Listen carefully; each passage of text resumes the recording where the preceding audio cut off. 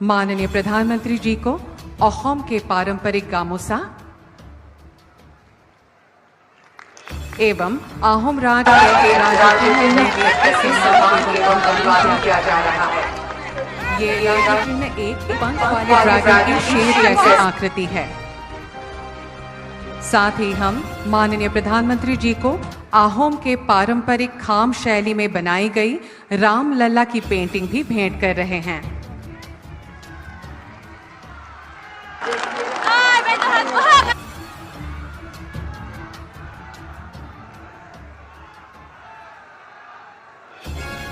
धन्यवाद।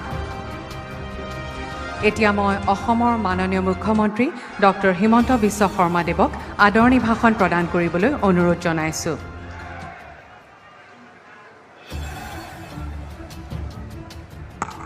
মোৰ লগত সকলোৱে একেলগে ক'ব, নৰেন্দ্ৰ মোদী, নৰেন্দ্ৰ মোদী, ভাৰত মাতা কি, ভাৰত মাতা কি।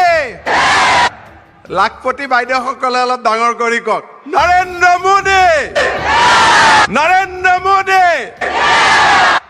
আজিৰ সভাত আমাৰ মাজত উপস্থিত বিশ্বৰ সৰ্বাধিক জনপ্ৰিয় নেতা, আমাৰ সকলোৰে প্ৰেৰণাৰ প্ৰতীক ভাৰতৰ প্ৰধানমন্ত্ৰী নৰেন্দ্ৰ মোদী ডাঙৰীয়া, মঞ্চত উপবিষ্ট বিশিষ্ট ব্যক্তিসকল, আই মাতৃসকল, যুৱক যুৱতী বন্ধু বান্ধৱীসকল আৰু ভিডিঅ' লিংকৰ জৰিয়তে সমগ্ৰ অসমৰ পৰাই আমাৰ লগত কানেক্ট হৈ থকা প্ৰধানমন্ত্ৰী আৱাস যোজনাৰ হিতাধিকাৰীসকল আৰু আত্মসহায়ক গোটৰ সদস্যসকল, আজি প্ৰধানমন্ত্ৰী নৰেন্দ্ৰ মোদী ডাঙৰীয়াৰ অসম ভ্ৰমণ আমাৰ বাবে এক মাইলৰ খুঁটা।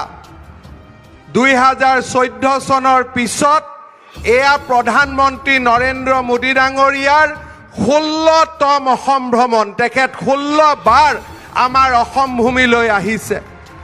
মই পুনৰ এবাৰ লাচিত বৰফুকন, স্বৰ্গদেউ চুকাফা, বিশ্ব মহাবীৰ চিলাৰায়, মহাপুৰুষ শ্ৰীমন্ত শংকৰদেৱ, মাধৱদেৱ, দামোদৰদেৱৰ পবিত্ৰ ভূমিলৈ প্ৰধানমন্ত্ৰী নৰেন্দ্ৰ মোদী ডাঙৰীয়াক আদৰণি জনাইছোঁ।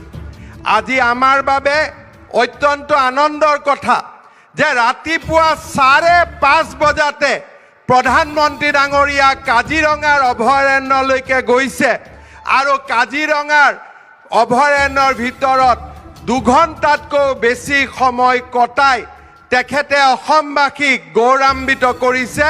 সকলোৱে তেখেতৰ কাৰণে এটা দীঘলীয়া হাত চাপৰি। কাজিৰঙাত 1957 চনৰ পিছত কাজিৰঙালৈ কোনো প্ৰধানমন্ত্ৰী অহা নাছিল।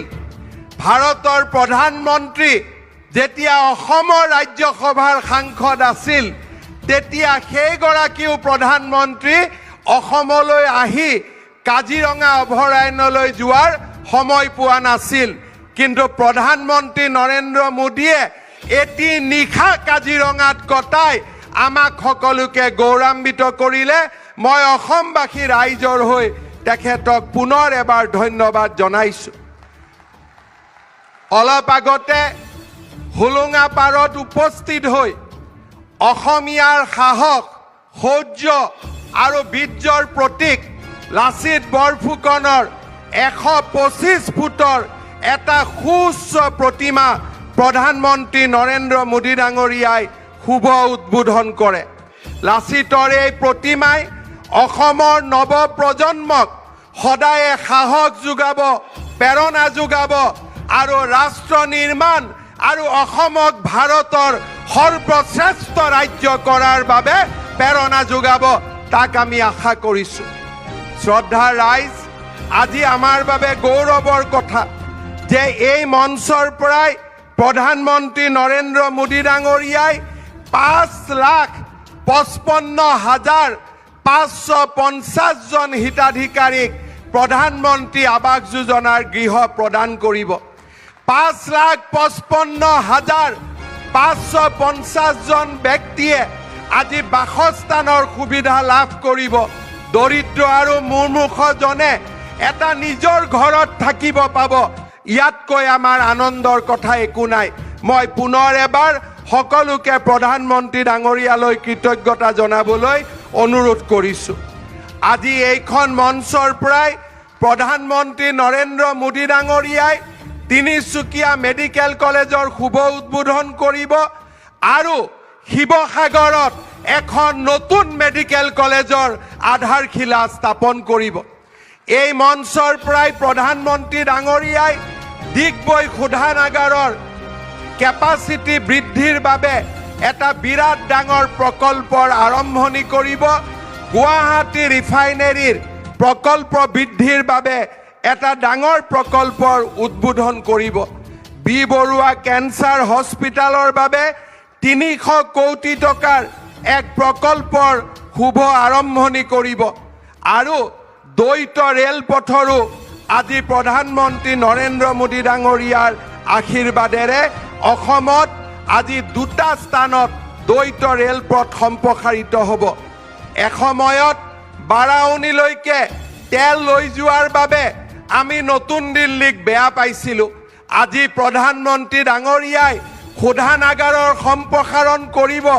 বাৰাউনীৰ পৰা আমাৰ অসমলৈ উভতাই তেল ঘূৰাই অনাৰ বাবে আজি এক বৃহৎ পাইপলাইনৰো শুভ উদ্বোধন কৰিব। ই জাতিৰ বাবে গৌৰৱৰ বিষয়।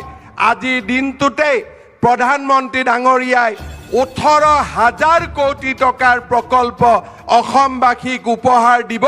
এয়া আমাৰ বাবে গৌৰৱৰ বিষয়। শ্ৰদ্ধাৰ ৰাইজ, আজি আপোনালোকৰ উপস্থিতিয়ে আমাক প্ৰেৰণা দিছে। আপোনালোকৰ উপস্থিতিয়ে আমাক আনন্দিত কৰিছে। লাখপতি বাইদেউসকল ইয়াত আহিছে আৰু সকলো বাইদেউকে আমি লাখপতি বনাম, এই সংকল্পও আজিৰ সভাতে আমি একেলগে কৰিছোঁ। পুনৰ এবাৰ মই সকলোকে আহ্বান জনাম, ভাৰতৰ বিশ্বগুৰু আসনলৈ লৈ যোৱা ভাৰতৰ প্ৰধানমন্ত্ৰী, বিশ্বৰ সৰ্বাধিক জনপ্ৰিয় নেতা, আমাৰ হিয়াৰ আমঠু নৰেন্দ্ৰ মোদী ডাঙৰীয়াক আপোনালোকে নিজৰ নিজৰ আসনৰ পৰা থিয় হৈ এটা দীঘলীয়া হাত চাপৰিৰে অসম ভূমিলৈ আদৰণি জনাওক। দীঘলীয়া হাত চাপৰিৰে, দীঘলীয়া হাত চাপৰি। নৰেন্দ্ৰ মোদী, নৰেন্দ্ৰ মোদী। বহুত বহুত ধন্যবাদ। জয় হিন্দ, বন্দে মাতৰম, জয় আই অসম। धन्यवाद महाशय।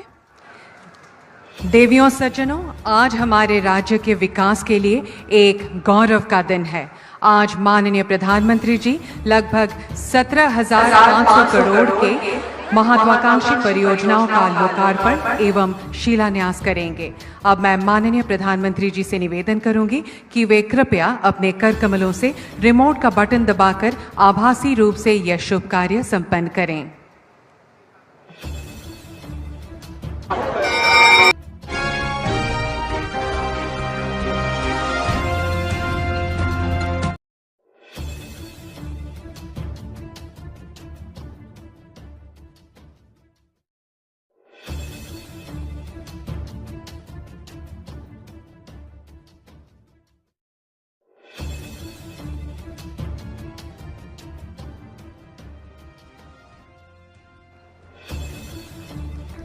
धन्यवाद महोदय। अब हम इन परियोजनाओं के बारे में एक लघु वृत्त चित्र प्रस्तुत करेंगे। के क्षेत्र में असम ने अभूतपूर्व तेज गति दिखाई है। एम्स के निर्माण से यहां के लोगों के लिए बहुत सुविधा हो गई है। आज यहां तिनसुकिया मेडिकल कॉलेज का भी लोकार्पण हुआ। इससे आसपास के कई जिलों के लोगों को बेहतर स्वास्थ्य सुविधाएं मिलने लगेगी। असम के पिछले दौर पर, जब मैं पिछले दौरे पर आया था, मैंने गुवाहाटी और करीमगंज में 2 मेडिकल कॉलेज की आधारशिला रखी थी। आज शिवसागर मेडिकल कॉलेज का शिलान्यास किया गया है। यहीं आपके जोरहाट में एक कैंसर अस्पताल का निर्माण भी हुआ है। हेल्थ इंफ्रास्ट्रक्चर के इस विकास से असम और पूरे नॉर्थ ईस्ट के लिए स्वास्थ्य सेवाओं का एक बहुत बड़ा केंद्र यह हमारा असम बन जाएगा। साथियों, आज पीएम ऊर्जा गंगा योजना के तहत बनी बरौनी गुवाहाटी पाइपलाइन को देश को समर्पित किया गया है। ये gas pipeline north eastern grid को नेशनल गैस ग्रिड से कनेक्ट करेगी। इससे करीब 30 लाख परिवारों और 600 से ज्यादा सीएनजी स्टेशंस को गैस की सप्लाई होगी। बिहार, पश्चिम बंगाल और असम के 30 से ज्यादा जिलों के लोगों को इसका लाभ मिलेगा। साथियों, आज दिग्बोई रिफाइनरी और गुवाहाटी रिफाइनरी की क्षमता के विस्तार का भी शुभारंभ हुआ है। दशकों से असम के लोगों की डिमांड थी कि असम की रिफाइनरी की कैपेसिटी को बढ़ाया जाए। यहां आंदोलन हुए, प्रदर्शन हुए, लेकिन पहले की सरकार ने यहां के लोगों की इस भावना पर कभी ध्यान नहीं दिया। लेकिन बीते 10 वर्ष में भाजपा सरकार ने असम की चारों रिफाइनरीज की क्षमता को बढ़ाने के लिए लगातार काम किया है। अब असम की रिफाइनरीज की कुल क्षमता 2 गुनी हो जाएगी, डबल।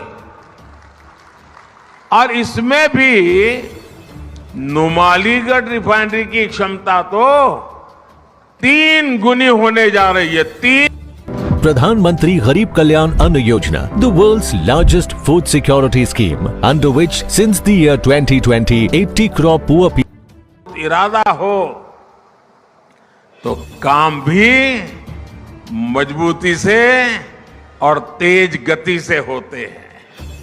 साथियों, आज असम के मेरे 5.5 लाख परिवारों के लिए अपने पक्का मकान का सपना पूरा हुआ है। आप सोचिए, एक राज्य में 5.5 लाख परिवार अपनी पसंद के, अपनी मालिकी के पक्के घर में जा रहे हैं। भाइयों बहनों, जीवन का कितना बड़ा सौभाग्य है कि मैं आपकी सेवा कर पा रहा हूं।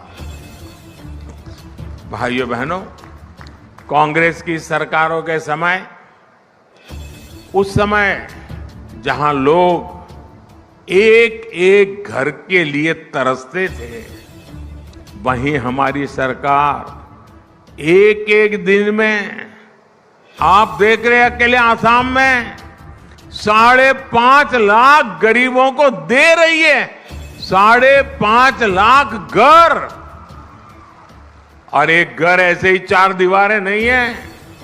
इन घरों में शौचालय, गैस का कनेक्शन, बिजली, नल से जल, ये सारी सुविधा भी इसके साथ ही जुड़ी हुई है, एक साथ मिली है।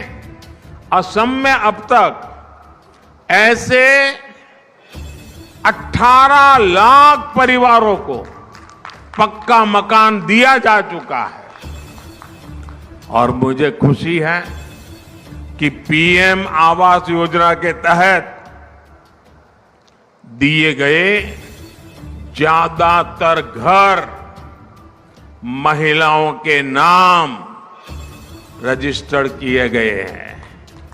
अब घर की मालकिन ये मेरी माताएं बहनें बनी हैं। यानी इन घरों के लाखों महिलाओं को अपने घर की मालकिन बना दिया है। साथियों, हमारा प्रयास है कि असम की हर महिला का जीवन आसान हो। इतना ही नहीं, उसकी बचत भी बढ़े, आर्थिक रूप से उसको बचत हो। अभी कल ही विश्व महिला दिवस पर हमारी सरकार ने गैस सिलेंडर के दाम में 100 रुपये और घटा दिए। हमारी सरकार आयुष्मान कार्ड के जरिए जो मुफ्त इलाज की सुविधा दे रही है, उसकी बड़ी लाभार्थी हमारी माताएं, बहनें, महिलाएं हैं। जल जीवन मिशन के तहत असम में पिछले 5 साल में 50 लाख से ज्यादा नए घरों में पानी का कनेक्शन पहुंचा है। अमृत सरोवर अभियान के तहत, और अभी मुझे उसका कॉफी टेबल बुक रिलीज करने का मौका मिला। अमृत सरोवर अभियान के तहत यहां जो 3000 अमृत सरोवर बने हैं, उनका भी बहुत लाभ हो रहा है। भाजपा सरकार देश में 3 करोड़, ये मैं आपके लिए बोल रहा हूं, ये एक बढ़िया बढ़िया टोपी पहन के बैठी है ना बहने, 3 करोड़ लखपति दीदी बनाना, देश में 3 करोड़ लखपति दीदी बनाने का अभियान पर भी काम कर रही है। इस अभियान के तहत स्वयं सहायता समूह से जुड़ी महिलाओं को और सशक्त किया जा रहा है, उन्हें नए अवसर उपलब्ध कराए जा रहे हैं। इस अभियान का लाभ असम की भी लाखों महिलाओं को मिल रहा है। और मुझे मुख्यमंत्री जी बता रहे थे कि असम में जो लखपति दीदी बन गई हैं, वो सारी लखपति दीदी यहां आई हुई है। एक बार जोरदार तालियों से इन लखपति दीदियों का सम्मान कीजिए। अगर सही दिशा में नीतियां हो और सामान्य मानवी जुड़ जाए, कितना बड़ा परिवर्तन। आप देखिए, गांव गांव पूरे देश में लखपति दीदी बनाने का अभियान, ये मोदी की गारंटी है। साथियों, 2014 के बाद असम में कई ऐतिहासिक परिवर्तनों की नींव रखी गई। असम में भूमिहीन 2.5 लाख मूल निवासियों को जमीन के अधिकार दिए गए। आजादी के बाद 7 दशकों तक चाय बागान में काम करने वाले मजदूरों को बैंकिंग सिस्टम से नहीं जोड़ा गया था। हमारी सरकार ने चाय बागानों में काम करने वाले ऐसे करीब 8 लाख वर्कर्स को बैंकिंग व्यवस्था से जोड़ना शुरू किया। बैंकिंग व्यवस्था से जोड़ने का मतलब है कि उन वर्कर्स को सरकारी योजनाओं की मदद भी पहुंचने लगी है। जो लोग सरकार के आर्थिक लाभ पाने के पात्र थे, उनके हक का पैसा सीधे बैंक खाते में पहुंचने लगा। हमने बिचौलियों के लिए सारे रास्ते बंद कर दिए। गरीब को पहली बार लगा है कि उनकी सुनने वाली कोई सरकार है, और वो भाजपा सरकार है। साथियों, विकसित भारत का संकल्प पूरा करने के लिए नॉर्थ ईस्ट का विकास जरूरी है। कांग्रेस के लंबे शासनकाल में नॉर्थ ईस्ट को दशकों तक सरकार की उपेक्षा सहनी पड़ी है।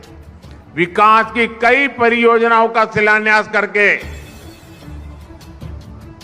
फोटो खिंचवा ली, लोगों को गुमराह कर दिया और फिर भाग गए, हाथ खींच लिए।